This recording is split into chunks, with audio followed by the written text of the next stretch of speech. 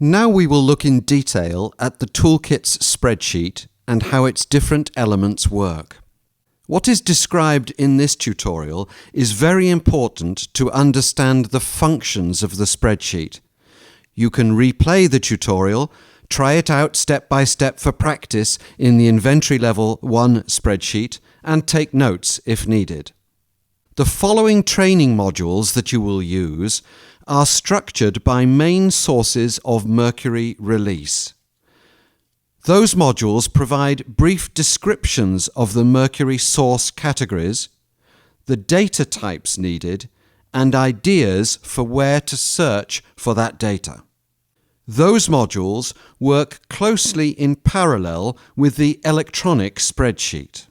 When you study, for example, the training module on Mercury releases from coal combustion, you simply open the tab called Step 2 Energy in the Excel spreadsheet and fill in the information requested using the advice given in the module.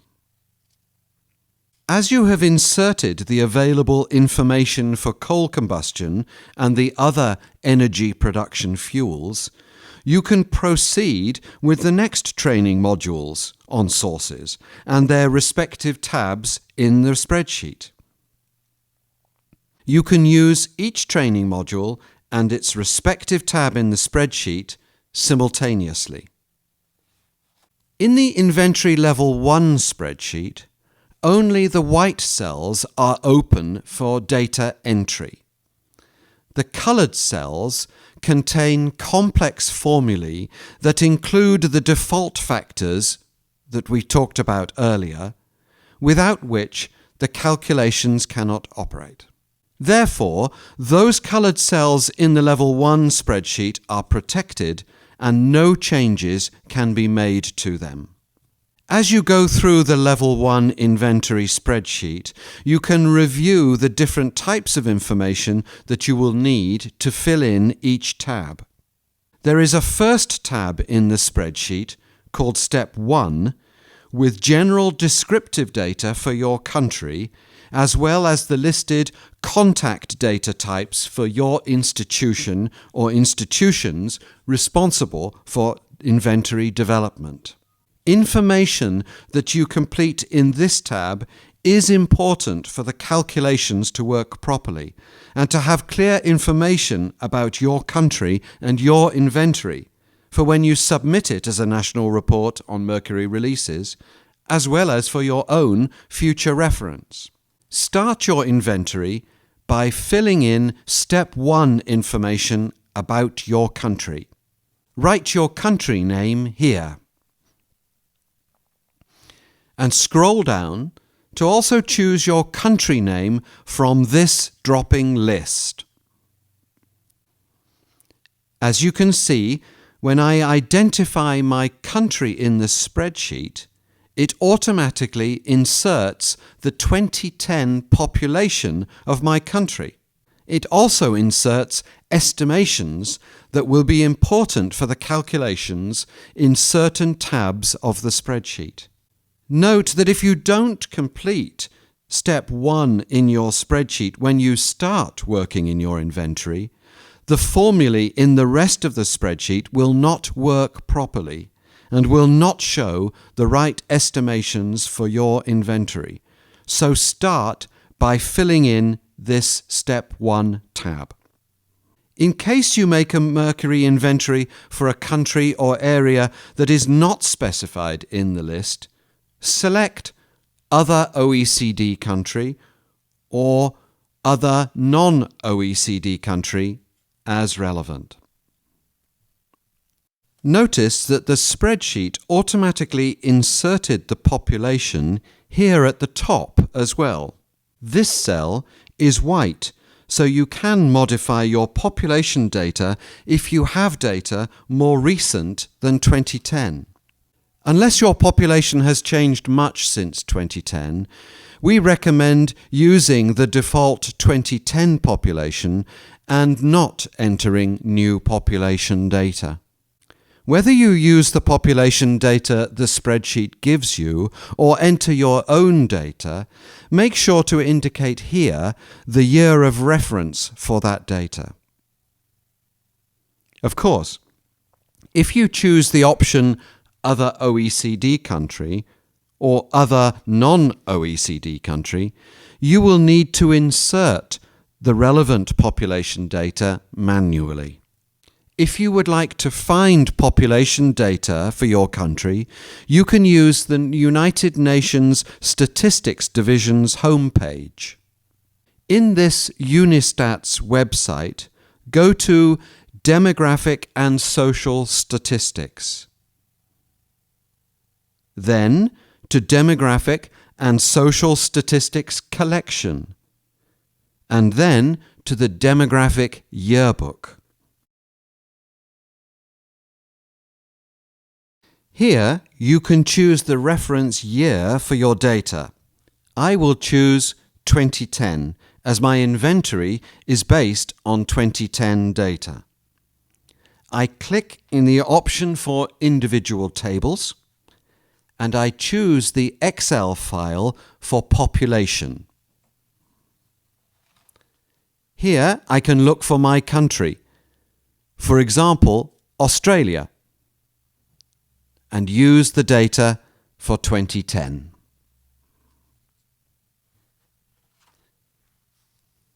Going back to our spreadsheet, you also need to complete information in this tab about Gross Domestic Product, or GDP. You can find this information in national statistics, but you can also find this information on the Unistats website. For the GDP data for your country, go to the Unistats page on National Accounts Main Aggregates Database at the link shown in the screen. Here, click Data Selection in the top menu. In the first step, find your country, click on it, and click Add. Below, in the second step, select GDP at current prices, US dollars. And in the third step, select and add the year in question. Finally, click Submit at the bottom. You may wish to report the GDP in your own currency also. Go back to the previous website and choose this in the second step, and then follow the same sequence and resubmit. Finally, in your spreadsheet, complete your tab Step 1 with information on main sectors of the economy of your country and the full contact details of the person responsible for this inventory. You can find information about the main sectors of the economy in your country in a national profile or in international statistics available on the internet. Now, as you continue reviewing the Inventory Level 1 spreadsheet, you will see that the other tabs reflect each main Mercury source category. These sources are Tab Step 2, Production and Consumption of Energy Fuels. Tab Step 3, Domestic Production of Metals and Raw Materials. Tab Step 4, Domestic Production and Processing with Intentional Mercury Use. Tab Step 5, Waste Treatment and Recycling. Tab Step 6, General Consumption of Mercury in Products as metal mercury and as mercury-containing substances. Tab Step 7, Crematoria and Cemeteries. Each one of those source categories, the tabs in the spreadsheet, is divided in subcategories. You will see that what you need to know to complete each tab and each subcategory is, first, if that specific mercury release source or subcategory is present in your country. And second, the activity rate for each source category. For example, how much mercury-containing material is fed into that specific activity in your country, in the specific precise units for that source. Note that the calculations will only work properly if you enter the precise units specified for each source.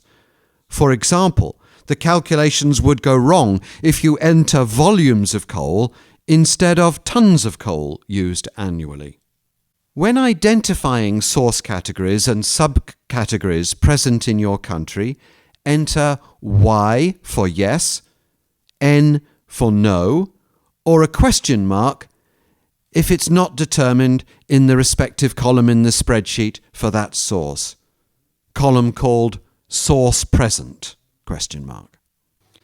Be confident entering your immediate findings first. You can always adjust them later when you have more information. In your spreadsheet, Y for yes should mean that you are confirming the presence of the source in your country. N for no should mean that you are confirming that the source is absent, while a question mark should be used in cases where you cannot yet confirm the presence or absence of that source category. This is not necessarily a problem. It can be added and corrected later. Note that if you insert something other than Y, N, or a question mark, the spreadsheet will show you an error message and will recommend that you fix it. Once you identify a source that is present in your country, you need to collect the activity rate data to trigger the automatic calculations of the spreadsheet for that source category. Remember that the activity rate represents the amount of mercury that is entering the system or process. The spreadsheet already indicates in what specific unit the activity rate should be written. It is of paramount importance that you enter your activity rate data, production, consumption, use, with the exact unit stated in the spreadsheet. If you do not, the spreadsheet will produce incorrect results. For some mercury source categories, a simple conversion tool has been included as a separate sheet in the Inventory Level 1 calculation spreadsheet file. We explain the use of this conversion tool in the relevant modules.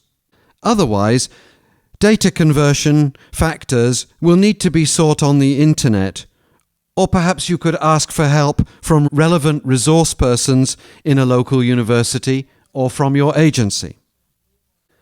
When you enter Y to show that the source category in question is present in your country, and you have entered an activity rate, say the annual consumption or use of coal, the spreadsheet will automatically calculate the results in the other cells.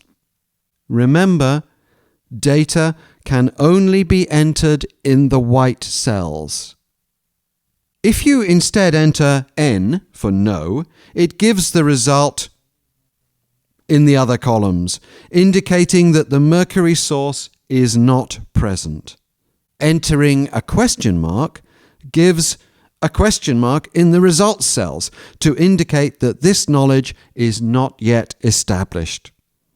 If in the activity rate cells you insert non-alphanumeric items, you will have an error message and you will need to fix it. Also, if you insert a value that is considered very high for an activity rate for your country, the spreadsheet will warn you about this.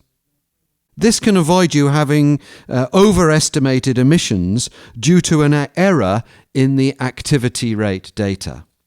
Regarding the insertion of data in the spreadsheet, you will use the decimal point or decimal comma according to your personal computer setup, probably based on the country that you selected. In these online training modules, a decimal point is used. Make your choice of decimal separator in your inventory result and assure consistency between text and data tables in this aspect. The Excel spreadsheet provides you with a number of summary and results tabs.